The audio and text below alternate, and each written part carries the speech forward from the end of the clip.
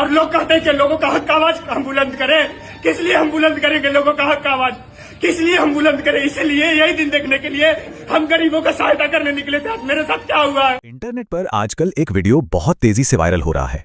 शायद आपकी नजर में भी आया हो। एक खून से लथपथ पत्रकार है जो मदद के लिए चीख रहा है। ये कहानी है झारखंड के गढ़वा जिले के एक नौजवान पत्रकार विकास साहू की, जिनके साथ बेरहमी से मारपीट की गई। जरा सोचिए इस एक लाइन के बारे में। ये कोई फिल्मी डायलॉग नहीं है। ये एक 23 साल के पत्रकार की हकीकत है जो हमलावरों से बचकर अपनी जान बचाने के लिए भाग रहा था। ये एक वाकया ही उस रात की पूरी भयावहता और लाचारी को बयां कर देता है। और यहीं से सबसे बड़ा सवाल खड़ा होता है। एक पत्रकार पर जानलेवा हमला होता है और जिस सिस्टम पर उसकी सुरक्षा की जिम्मेदारी है वो कथित तौर पर 3 दिनों तक एफआईआर तक दर्ज नहीं करता। तो इस कहानी में सिर्फ हिंसा नहीं है बल्कि हमारे सिस्टम पर भी बहुत गंभीर सवाल हैं। चलिए इस पूरे मामले को परत दर परत समझते। तो ये कहानी है विकास साहू की। ये घटना झारखंड के गढ़वा जिले की है जो राजधानी रांची से करीब 200 किलोमीटर दूर है। यह सिर्फ एक मारपीट की घटना नहीं बल्कि एक युवा आवाज को दबाने की कोशिश की कहानी है।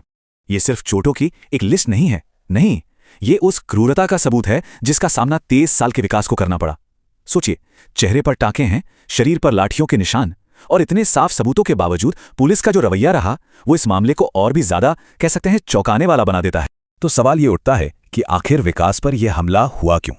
ये कोई अचानक हुई लड़ाई झगड़ा नहीं था। इसके पीछे की वजह थी विकास की पत्रकारिता, जिसमें वो एक स्थानीय और काफी प्रभावशाली एनजीओ की जांच कर रहे थे। तो यहां 2 लोग हैं इस कहानी के केंद्र में। एक तरफ है एक नौजवान इंडिपेंडेंट जर्नलिस्ट जो स्थानीय भ्रष्टाचार को उजागर करने की कोशिश कर रहा है, और दूसरी तरफ एक बड़ा ही रसूख वाला स्थानीय आदमी जिस पर गंभीर आरोप हैं। पावर का ये जो डिसइक्विलिब्रियम है ये इस कहानी का एक बहुत जरूरी हिस्सा है।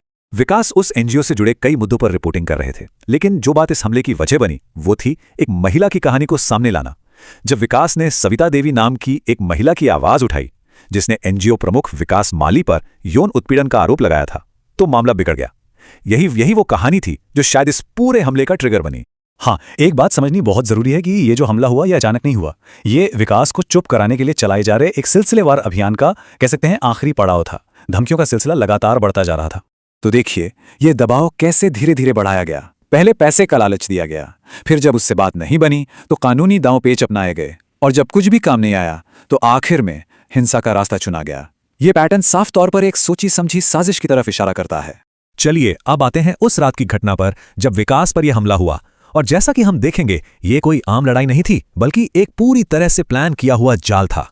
तो विकास के बयानों को देखें तो यह हमला पूरी तरह से प्लान्ड था। उन्हें एक बहाने से बुलाया जाता है, हमलावर सीधे आरोपी का नाम लेते हैं और उन्हें तब तक पीटा जाता है जब तक वो बेहोश नहीं हो जाते। उनका वहां से बचकर 7 किलोमीटर तक भागना सच कहूं तो किसी चमत्कार से कम नहीं था। लेकिन कहानी यहां खत्म नहीं होती। विकास की असली लड़ाई तो उस 7 किलोमीटर की दौड़ के बाद शुरू हुई, और सच कहूं तो इसके बाद जो हुआ वो शायद उस हमले से भी ज्यादा डरावना था। ये कहानी है सिस्टम की खामोशी की जो इंसाफ की उम्मीद को तोड़ देती है। 3 दिन सोचिए, एक पत्रकार जिसके चेहरे पर टाके हैं, शरीर पर चोट के निशान हैं, वो इंसाफ के लिए 3 दिनों तक इंतजार करता रहा, लेकिन उसकी एफआईआर तक दर्ज नहीं हुई।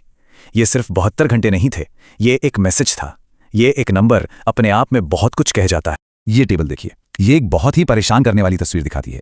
एक तरफ विकास है जो मदद की गुहार लगा रहा है, और दूसरी तरफ क्या हो रहा है, उन्हें अधिकारियों से मिलने नहीं दिया जा रहा, जांच के नाम पर अपर्याप्त सुरक्षा दी जा रही है, और सीनियर अफसर फोन तक नहीं उठा रहे। और तो और विकास का यह भी आरोप है कि आरोपी ने पुलिस स्टेशन को रेनोवेट करवाया था, जो मिलीभगत के कितने गंभीर सवाल खड़े करता है। इस बयान को सुनिए, इससे साफ पता चलता है कि विकास का पुलिस पर से भरोसा पूरी तरह खत्म हो चुका था। हमले के बाद भी उन्हें यह लग रहा था कि पुलिस उनकी हिफाजत नहीं कर पाएगी या शायद करना ही नहीं चाहती। ये किसी भी नागरिक के लिए एक बहुत ही भयानक सिचुएशन है। देखिए, विकास साहू का ये जो मामला है ये सिर्फ एक इंसान की कहानी नहीं है।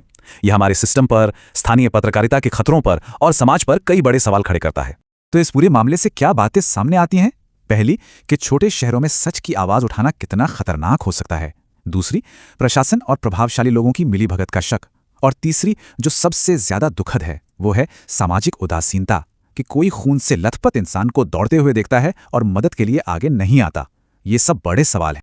तो आखिर में सवाल सिर्फ विकास साहू का नहीं है। जब भी किसी पत्रकार को सच बोलने की वजह से चुप कराया जाता है तो ये हमला सिर्फ उस एक इंसान पर नहीं होता, ये हमला होता है हम सब पर, समाज की सच जानने की ताकत पर। तो सोचने वाली बात यह है कि जब सच बताने वाली आवाज को दबा दिया जाता है तो असल में आवाज किसकी गुम होती है?